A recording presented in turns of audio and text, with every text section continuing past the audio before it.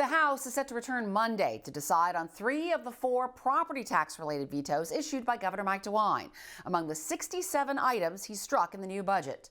Those are the vetoes on allowing county budget commissions to reduce voter-approved levies, requiring emergency and other levies to be used when calculating the 20 mil floor that is the effective tax rate, and limiting districts' power to ask for emergency levies. But the House will not vote on the veto that limits the amount of collected property tax from voter-approved levies that districts can hold at 40% of their operating budgets, with the rest refunded to taxpayers. DeWine's fellow Republicans in the supermajority are leading the charge to override these vetoes, but there are those who aren't on board. I talked to one of them this week, Senator Bill Blessing.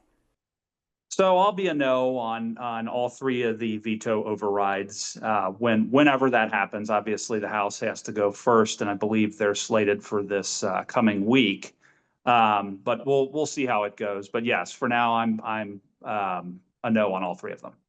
And how do you explain to people who see this as property tax reform why you're voting against that?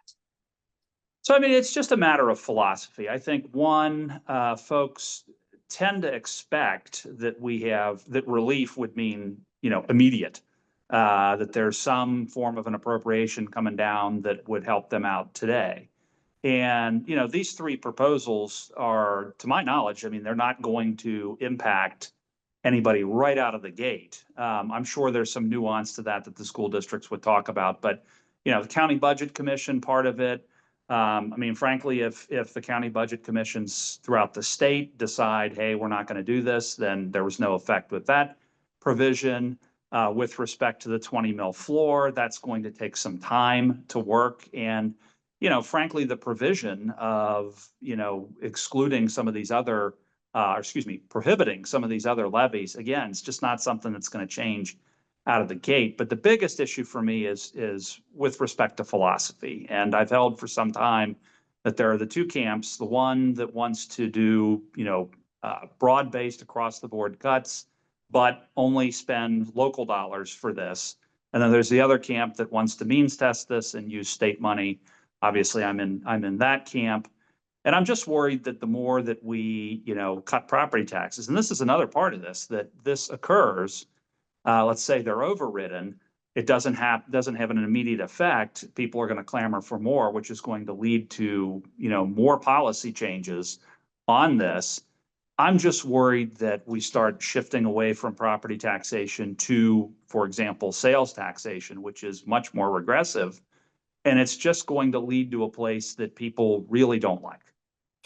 The other property tax related veto was on the cap for school districts and how much collected property tax from voter approved levies that they can hold at 40% of their operating budgets.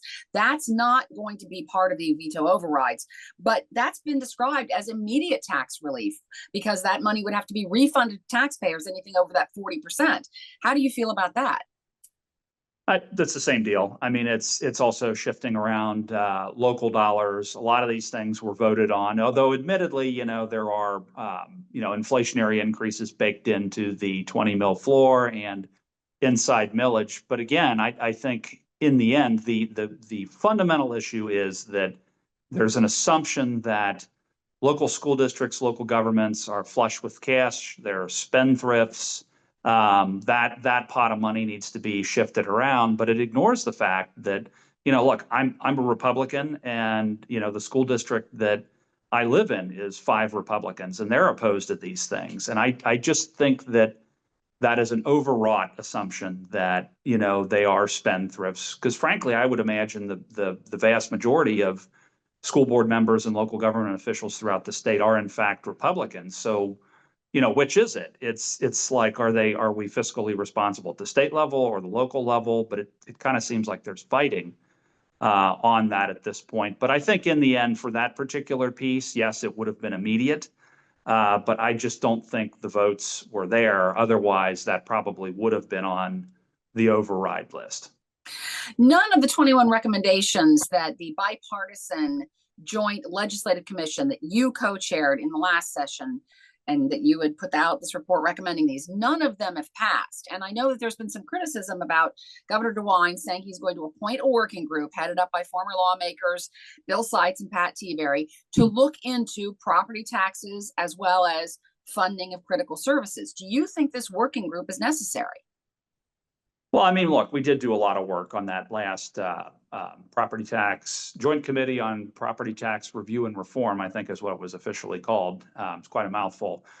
We did do a deep dive on property taxation, and obviously there have been some new ideas and some developments and whatnot since that report came out into where we are today.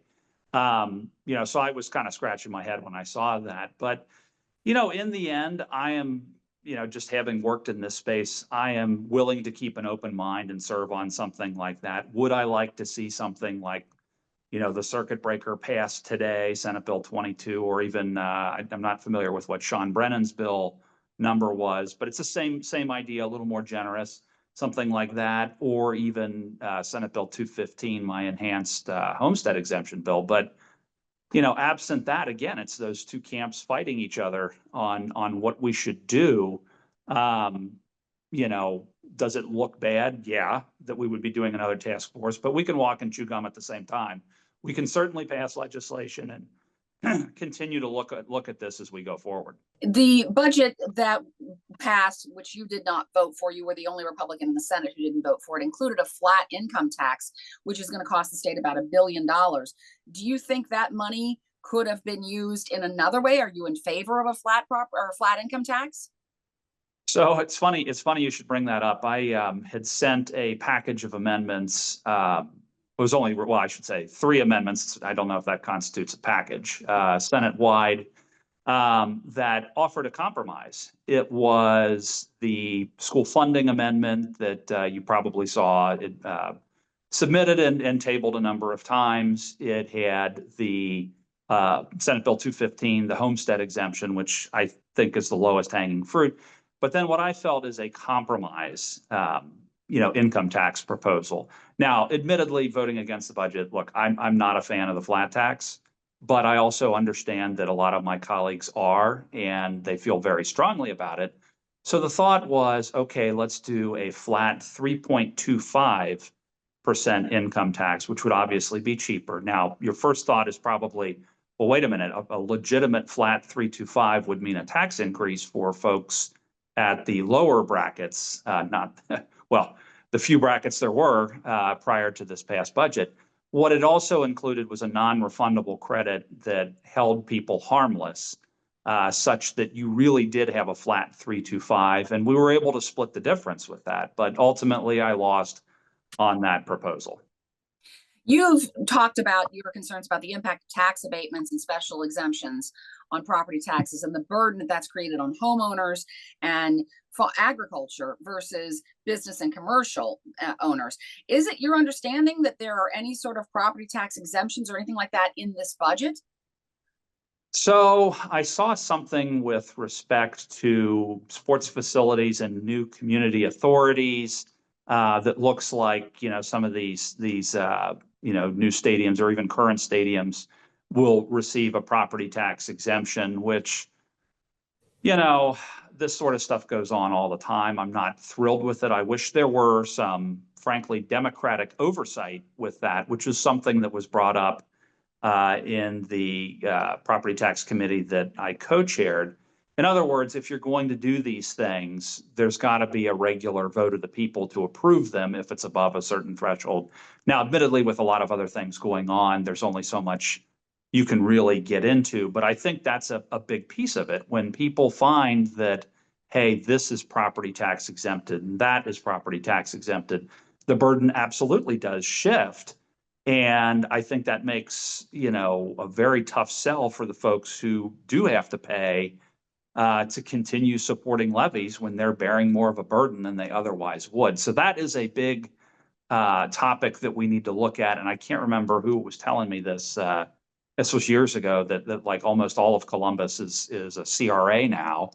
And it's like who's paying for stuff like this. So we absolutely need to look at that. The problem is that I think you find that there is bipartisan opposition to reform like that, because a lot of your, Republican and Democratic, mayors and councilmen will say, well, what else do we have for economic development, which is a fair point. But again, I mean, it puts them at odds with schools and taxpayers. So, I mean, that is a major problem. And I wish I had good immediate answers for it, but I don't. Just to clarify, CRA is Community Reinvestment Act. Or yeah, that's right. Sorry. one of the things that could happen next year is that there could be an amendment on the ballot that would abolish property taxes. I want to ask you about your thoughts on that. Is there any concern about what that amendment could do in relation to what's been proposed in the budget and what's still sitting out there that's been proposed but hasn't been acted on? Yes, that's right. So I had a press release where I went into detail on this, and to eliminate the suspense here, I'm deeply, deeply opposed to that ballot initiative. And, it not only will it wipe out $23.9 billion worth of revenue for local governments. And I mean, so that's going to destroy school districts. It'll destroy townships. It'll destroy cities. I'm kind of confident that at the end of the day, if it gets through gets past the hurdles and winds up on the ballot, there's going to be immense opposition to that. But some of the things what's going to happen with that, let's say that it did pass, it's in the Constitution, so the General Assembly is largely powerless to do anything about it. So we have to find ways to make up for that revenue, and it's almost certainly going to mean significant tax increases, like income tax, I think will almost certainly go up. So will sales tax. And the reason I say income tax is because that Ohio can't have, 13, 14, 15% state sales taxes when we're, in the middle of the country. There's a practical problem there. All of these things in, for example, Senate Bill 190, I think are going to have to go away, like the business income deduction, the severance tax, all that's going to have to increase. And frankly, with respect to sales tax, I think people are missing that, there are sales tax exemptions on takeout food that are very expensive from the state standpoint. I think that will have to go away. I think people in the end will find, oh my God, this is a lot worse than what we had before. So, and that's excluding some of the old, 19th century Gilded Age era stuff that's going to come back with respect to land hoarding, where interests are going to come in, they're going to buy up property and they don't have to sell it. They can sit on it tax-free forever, and basically be a land middleman. So I think it's going to make real estate explode. Which frankly, if you are a young family trying to save up for a first-time home, good luck with that when home prices went through the roof. So your mortgage went through the roof. At the same time that you're trying to save up is going to be much more difficult with your income taxes going up, your sales taxes going up. I mean, I see this being a disaster. The Senate has not yet set a date for its override session.